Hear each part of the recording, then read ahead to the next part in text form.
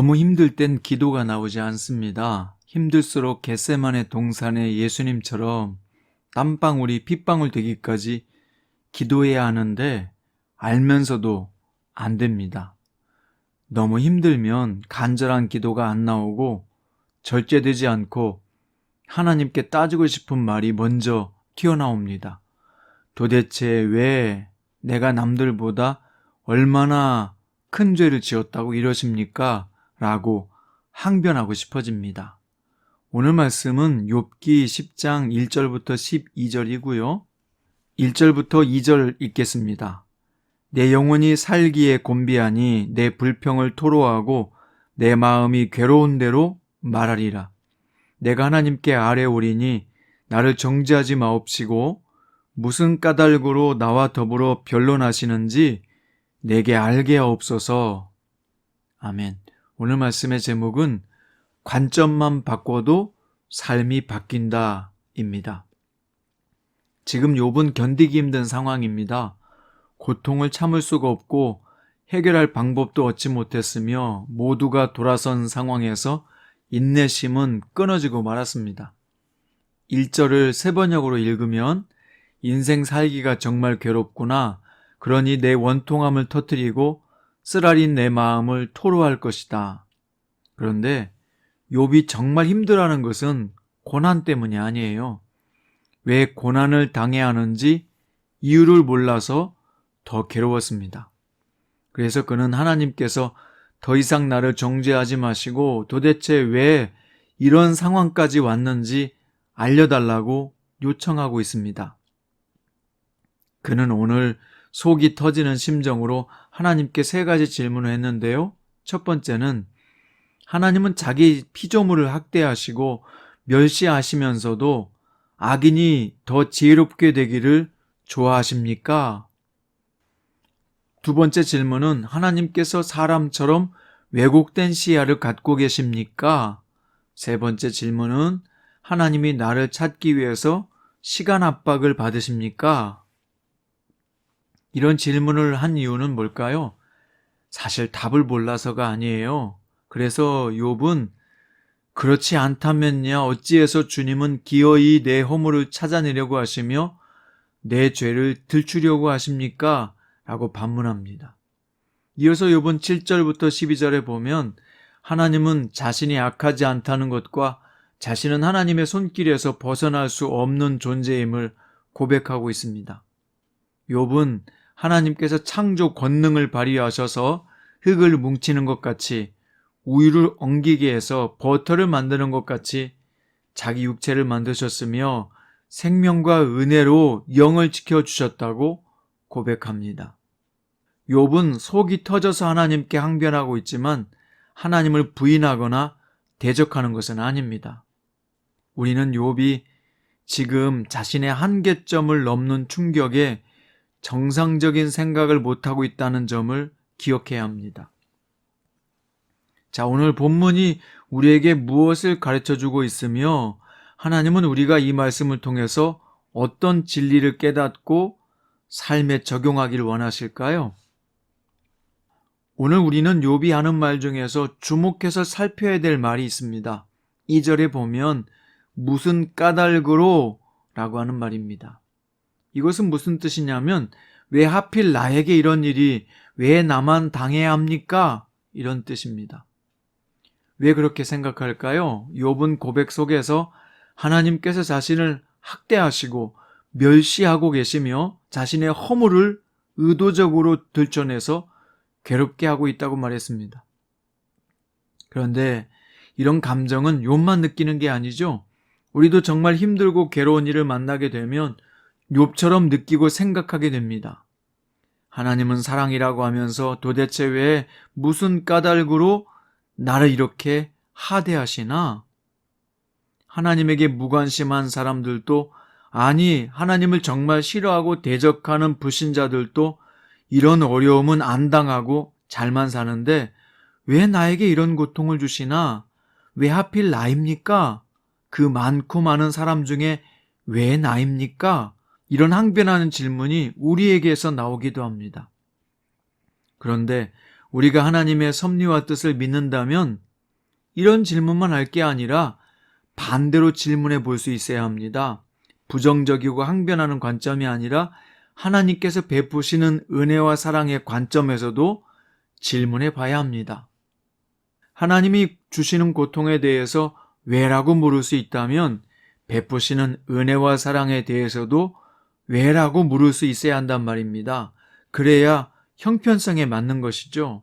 예를 들어서 왜 나에게 이러한 건강을 주셨습니까? 왜 나에게 이런 재능을, 일할 수 있는 직장을, 사랑하는 가족을, 함께하는 믿음의 동역자와 교회를 허락하셨습니까? 우리는 부정적 질문만 하지 말고요. 하나님께 항변만 하지 말고요. 반대로 은혜를 주신 하나님의 뜻을 묻는 질문으로 바꿔본다면 없는 것, 잃어버린 것만 골몰하지 말고 지금 나에게 있는 것, 허락해 주신 것, 감사한 것이 무엇인지, 왜 주셨는지 긍정적 관점에서 묻는다면 어떻게 될까요? 완전히 삶의 태도가 달라질 것입니다. 자신이 별 볼 일 없고 쓸모없는 사람이 아니라 정말 가치 있고 소중한 사람이요, 얼마든지 희망이 있는 삶이요, 모든 상황은 반전될 수 있다는 소망을 찾게 될 것입니다. 그런데 실제 우리 질문은 어디에 되게 집중이 많이 되어 있나요? 자기가 받아 누리는 은혜와 사랑은 별로 귀하게 여기지 않죠? 자신에게 없는 것에 집중하고 남이 가지고 있는 것을 비교하며 우울해하며 낙심합니다. 하나님께서 자신에게 주신 은혜와 사랑에 대해서는 이유를 묻지 않으면서 주시지 않은 것 또는 주신 고통의 문제에만 집중합니다. 그런 부정적 관점에서 보면 마음속에서는 불평과 원망, 한숨, 우울함, 초라함과 같은 생각들이 일어나는 것은 당연한 것입니다. 그렇게 보면 그렇게 보이는 것이 인생이에요. 그렇게 보이면 그렇게 보이는 것이 사람의 관점이란 말입니다. 사랑하는 성도 여러분, 부정적인 관점, 다시 말하면 내게 없는 것, 고통스러운 것에만 집중하며 하나님께 이유를 묻는 사람이었다면 이제는 반대로 질문을 해보세요. 왜 나에게 이런 것을 주셨을까? 왜 나에게 이런 건강을 주셨을까? 돈을 주셨을까? 이런 믿음을 주셨을까? 왜 이런 일에 헌신과 열정을 자꾸 부어주실까? 라는 관점에서 질문해 보십시오. 이 모든 것을 허락하신 이유는 하나님의 귀하신 뜻과 목적이 있기 때문입니다.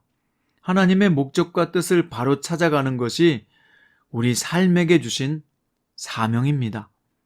신명기 7장 2절에 보면 여호와께서 너희를 기뻐하시고 너희를 택하심은 너희가 다른 민족보다 수요가 많기 때문이 아니라 오히려 모든 민족 중에 가장 적기 때문이다 라고 말씀했습니다. 하나님의 택하심과 부르심은 다른 민족보다 월등해서 능력이 많아서 대단해서가 아니라 오히려 적기 때문에 연약해서 부족하기 때문에 택했다. 8절에 보니까 여호와께서 다만 너희를 사랑하심으로 말미암아 라고 말합니다. 하나님께서 여러분과 저를 선택하신 이유는 우리를 사랑하시기 때문이라는 거예요. 그게 하나님의 택하심과 부르심의 이유라는 겁니다. 시편 8편 4절에서 사람이 무엇이기에 주께서 그를 생각하시며 인자가 무엇이기에 주께서 그를 돌보시나이까. 이렇게 시편의 기자는 부정적 관점이 아니라 긍정적 관점에서 내가 무엇이간데 나를 돌보십니까? 나를 생각하십니까? 라고 질문했던 것입니다. 고린도후서 6장 1절에 보니까 우리가 하나님과 함께 일하는 자로서 너희를 권하노니 하나님의 은혜를 헛되이 받지 말라 라고 말씀했습니다. 성도 여러분, 우리는 하나님과 함께 일하는 자입니다. 그리고 그러므로 우리는 하나님의 은혜를 헛되이 받지 말아야 합니다. 하나님의 은혜를 헛되이 받지 않으려면 우리의 질문을 긍정적 관점에서 바꿔보는 것입니다. 그렇다면 하나님의 은혜가 보일 것이고 하나님의 뜻이 보이게 될 것이고 하나님이 부르신 사명과 목적을 깨닫게 될 것입니다. 오늘 긍정적 질문으로 하나님 앞에서 자신이 해야 할 일을 발견하고 이제는 허무하고 쓸모없는 삶이 아니라 거룩하고 의미 있는 삶으로 여러분의 삶이 채워지시기를 주님의 이름으로 축원드립니다. 기도드립니다. 주님, 무슨 까닭으로 라고 오늘 욥이 하나님께 기도를 드렸습니다. 근데 그의 기도는 부정적 질문이 많았습니다. 우리는 이 본문을 통해서 성령의 인도하심을 받아 깨닫기 원합니다. 이제 우리의 질문이 긍정적 질문으로, 사명을 깨닫는 질문으로, 하나님이 보실 때 옳은 질문으로 질문할 수 있는 저희가 되게 해 주옵소서. 주님, 우리의 관점을 바꾸면 삶이 바뀌게 될 줄을 믿습니다.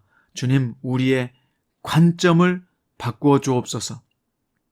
그래서 우리의 질문이 부정적 질문이 아니라 긍정적 질문으로 바뀌게 하시고, 부정적 관점이 아니라 긍정적 관점에서 나와 주변과 모든 것을 바라볼 수 있는 사람이 되게 해 주옵소서. 오늘 또 우리를 인도하시는 생명의 주 되신 예수님의 이름으로 간절히 기도드립니다.